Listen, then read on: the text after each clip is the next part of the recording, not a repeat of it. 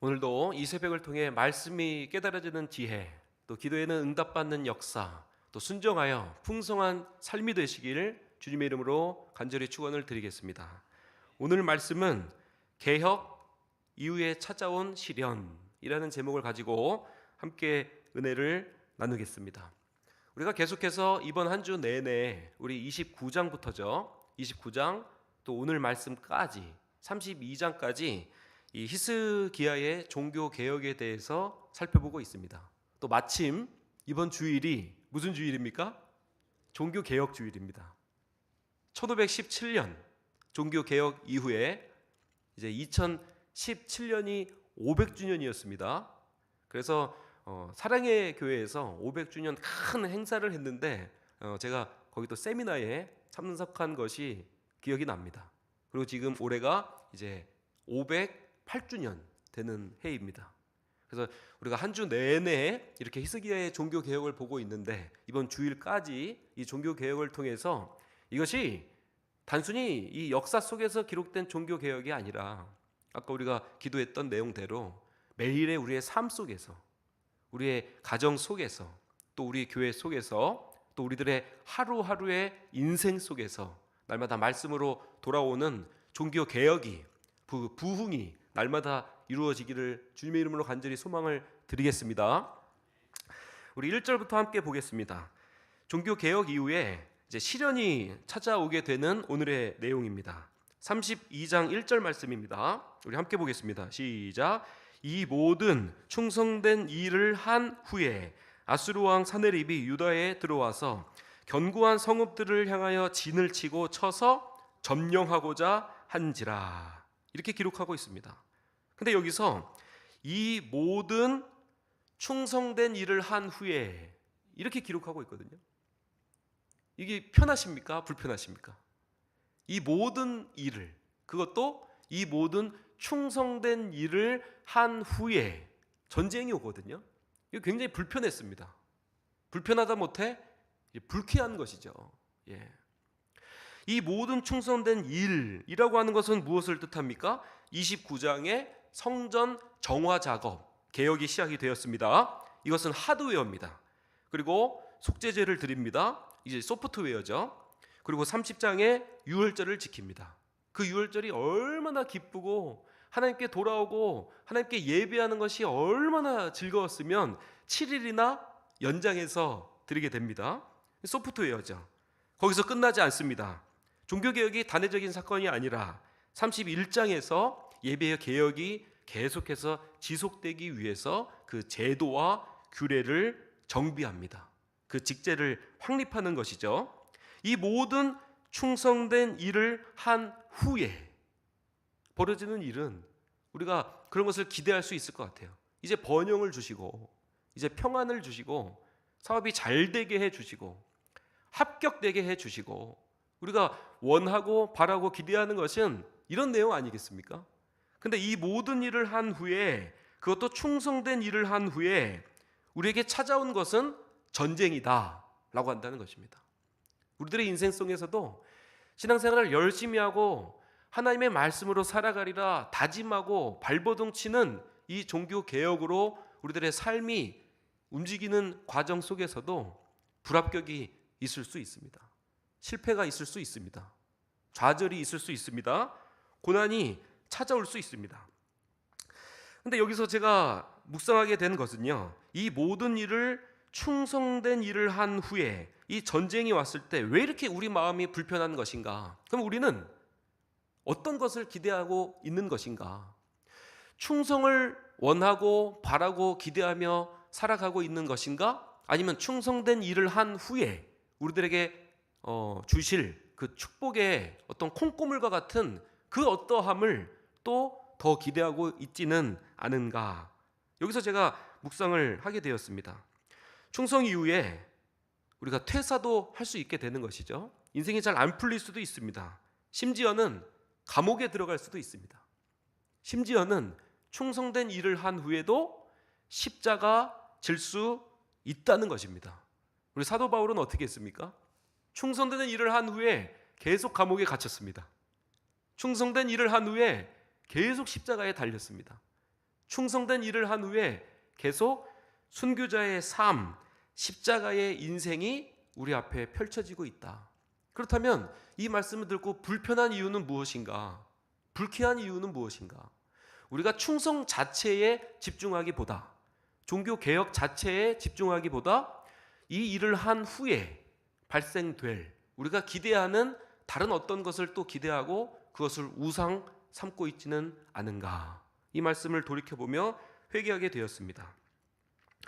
그래서 히스기야는 이런 충성된 일을 한 후에 전쟁이 찾아왔을 때 여전한 방식으로 흔들리지 않고 하나님을 찾고 말씀을 찾고 종교 개혁의 인생을 계속해서 살게 되는 것이죠. 우리 32장 3절 말씀인데요. 전쟁이 벌어졌을 때 히스기야가 어떻게 합니까? 이제 3절 말씀, 그의 방백들과 용사들과 더불어 첫 번째 했던 것은 의논하고 성 밖의 모든 물 근원을 막고자 하며, 두 번째는 어떻게 합니까? 그들이 온 방백과 용사들이 돕더라. 이게 두 번째입니다. 소통의 중요성이죠.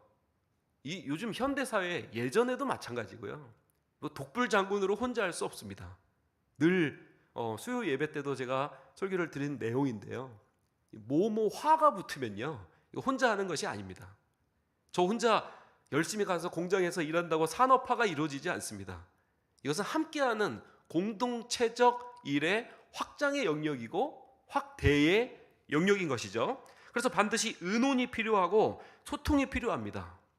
그랬을 때 온 방백들과 용사들이 더불어 그들과 함께하는 역사, 이것이 이루어지게 된다는 것이죠. 저도 우리 교회에 처음 와서 처음에 청년들 데리고 했던 것이 무엇이냐면, 오늘이 금요일이죠. 이 금요일날 새벽 예배가 끝나면 석촌역에 가서 전도 팀을 창설했습니다. 그래서 일명 굿모닝, 금모닝, 그래서 100명을 만나자. 그래서 100명들에게 전도를 했습니다. 또 이 새벽 예배 우리 청년들 정말 한 번이라도 와서 이 종교 개혁을 하고 기도의 자리로 나왔으면 좋겠다. 그래서 매월 첫날은 우리가 새벽 예배 나오는 운동을 하자, 종교 개혁을 하자, 이렇게 외쳤습니다. 근데 의논이 되었습니까? 안 되었습니까? 뭐 열정이 뭐 특심이니까 그냥 열심히 그냥 막 몰아붙였어요. 야, 기도하자, 우리 청년들 전도하자. 근데 의논이 안 되었다는 것입니다. 그러니까 이제 한 명, 두 명씩 이제 말이 나오기 시작합니다. 전도 왜 하는 거예요? 왜 기도 왜 하는 거예요? 막 이런 말이 나옵니다. 피드백도 들리고요. 그래서 그때부터 정신을 바짝 차리고 의논하게 되는 것이죠. 기도하게 되는 것입니다. 소통하게 되는 것입니다. 그랬더니요, 제가 올해 이제 캄보디아 선교도 가고 이제 주일학교는 여름 사역이 많잖아요. 우리 청년들이 각 여름 선교학교에 이제 교사들로 다 가지 않습니까? 그래서 너무 바쁜 거예요. 그래서 좀 이 전도도 좀 쉬었으면 좋겠다.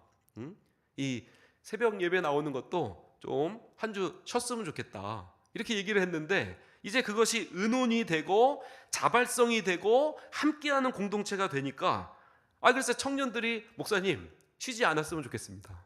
저희가 하겠습니다.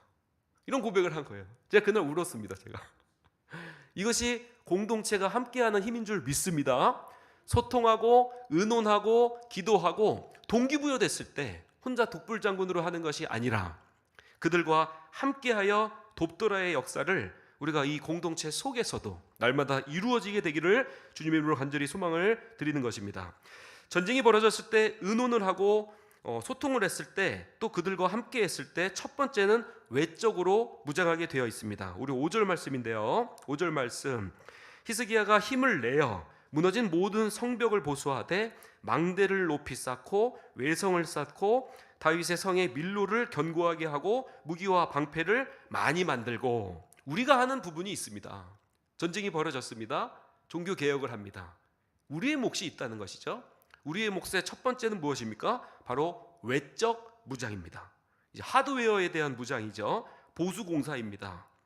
우리 교회도 이 건물이 이제 오래됐습니다. 우리 교회가 71년의 역사 속에 이 교회도 이제 보수할 하드웨어, 이게 많죠. 외벽 공사를 계속하는 겁니다. 성벽 공사를 계속하는 겁니다. 그래서 올 여름 정말 무더웠는데요. 이 에어컨 공사, 큰 공사, 대공사를 또 했지 않았습니까? 그리고 1층 리모델링 공사를 또 했습니다. 이렇게 종교개혁은 하드웨어를 청소하고 정비하고 우리가 하는 부분이 있다라고 한다는 것입니다. 외적 무장에서 끝나지 않습니다. 이제 내적 무장으로 들어가게 됩니다. 이제 6장 6절 7절 말씀인데요. 32장 6절 7절 말씀. 자, 6절 말씀입니다. 군대 지휘관들을 세워 백성을 거느리게 하고 성문 광장에서 자기 앞에 무리를 모으고 말로 무엇을 했죠? 위로하여 이르되. 전쟁이 벌어졌어요. 그냥 이거 단순한 전쟁이 아니거든요. BC 722년 이미 북이스라엘은 이 아수르에게 멸망을 당한 상태였습니다. 이미 북이스라엘을 집어삼키고 그 세력으로 그냥 그대로 남유다까지 점령하기 위해서 아수르가, 그 강대국이 지금 전쟁을 선포하고 있는 거거든요. 얼마나 두렵습니까? 히스기야라는 이 선왕이 종교개혁을 하고 예배를 회복하고 성벽을 보수해도 우리들의 삶 속에 여전히 부족하고 여전히 두려운 것은 존재한다. 근데 여기서 위로합니다. 이것은 내적 무장이죠. 정신 무장입니다. 세상에 이 압도되는 사건 속에 하나님의 이 말씀으로 오늘도 우리를 위로해 주실 줄 믿습니다. 우리 7절 말씀인데요. 함께 보겠습니다. 중요한 요절인데요. 시작. 너희는 마음을 강하게 하며 담대히 하고 아수르 왕과 그를 따르는 온 무리로 말미암아 어떻게 해요? 두려워하지 말며 놀라지 말라. 우리와 함께 하시는 이가 그와 함께하는 자보다 크니. 아멘. 이 내적 무장의 완성은요, 사실 하나님을 더 의지하고 하나님을 더 붙드는 것인 줄 믿습니다.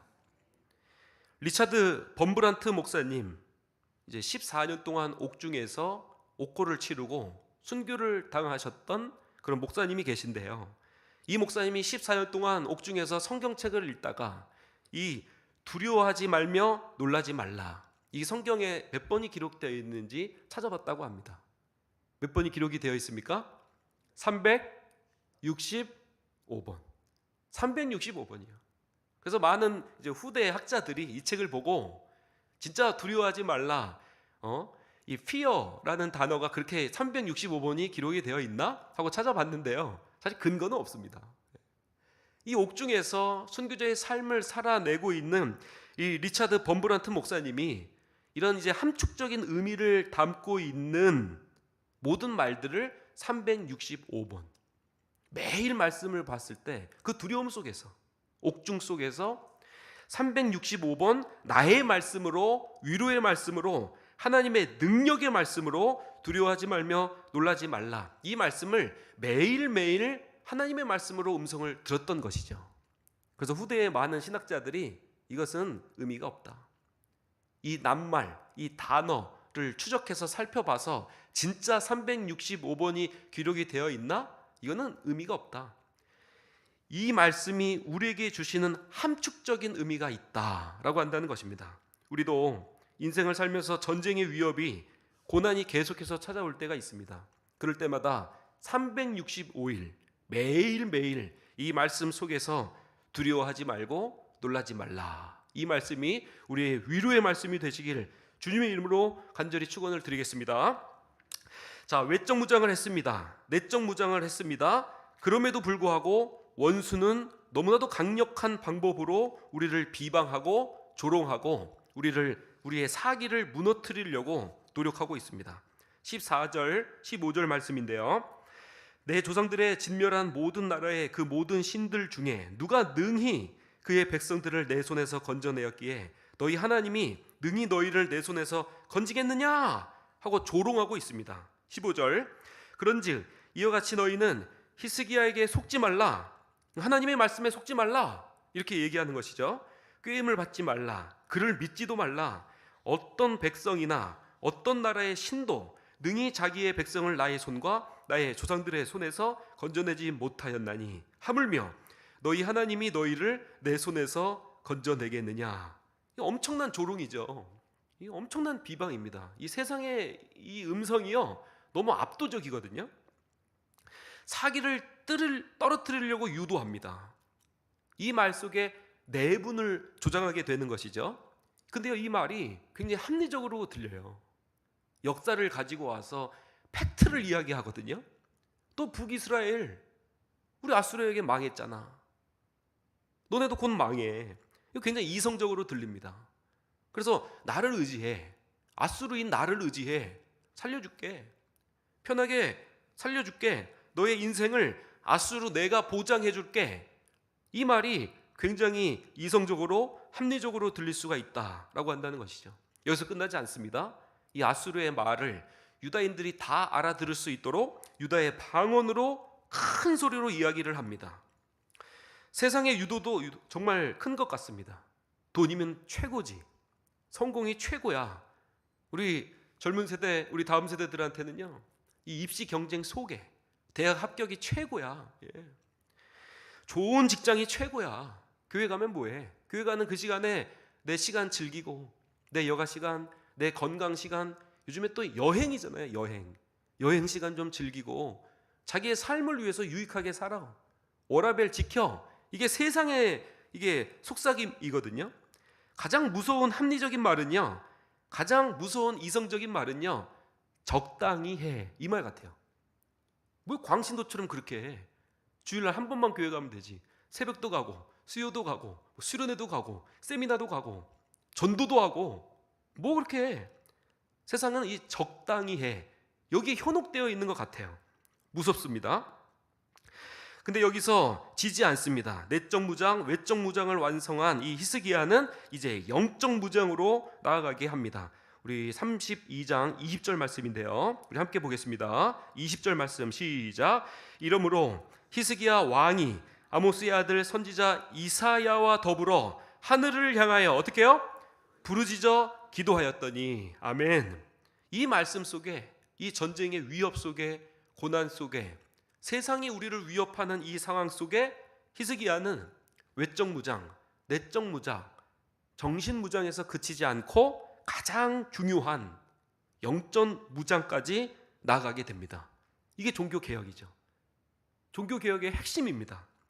부르짖어 기도하였더니, 이것이 있는 삶이 바로 우리의 예배의 부흥인 줄 믿습니다.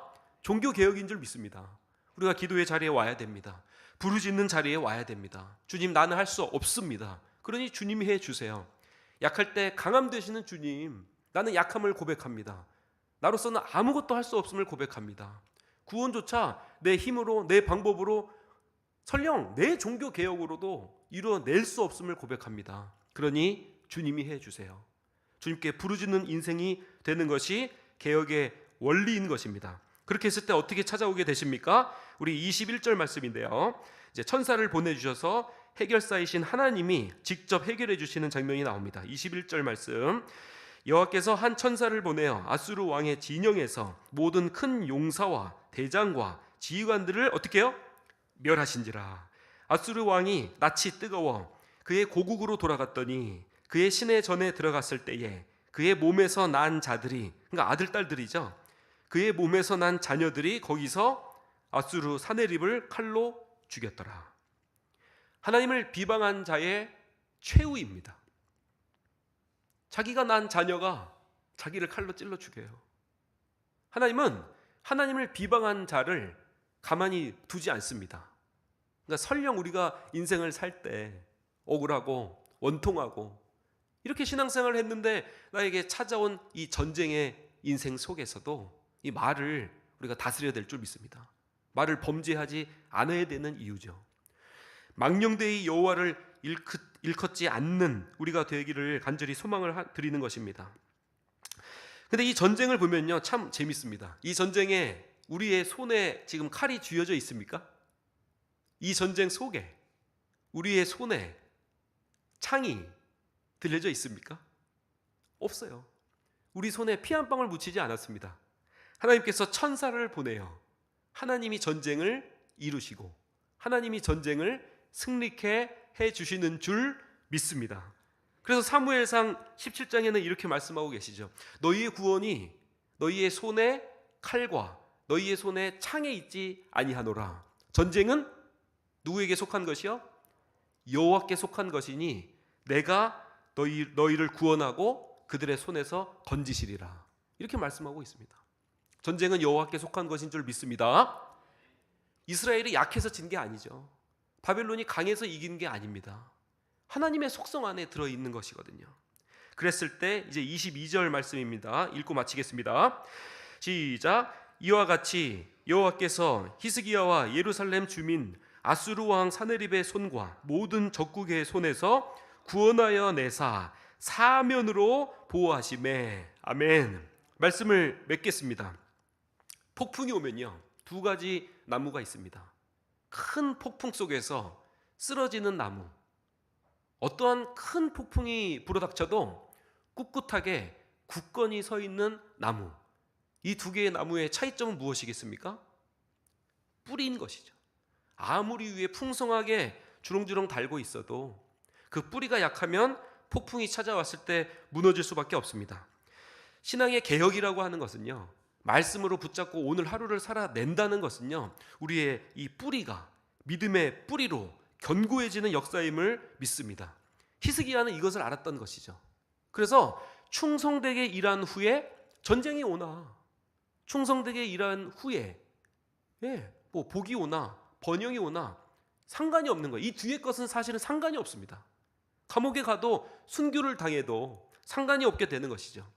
우리가 오직 종교개혁에 오늘 집중해야 될 말씀은 이 충성된 일을 하는 것에 있는 줄 믿습니다.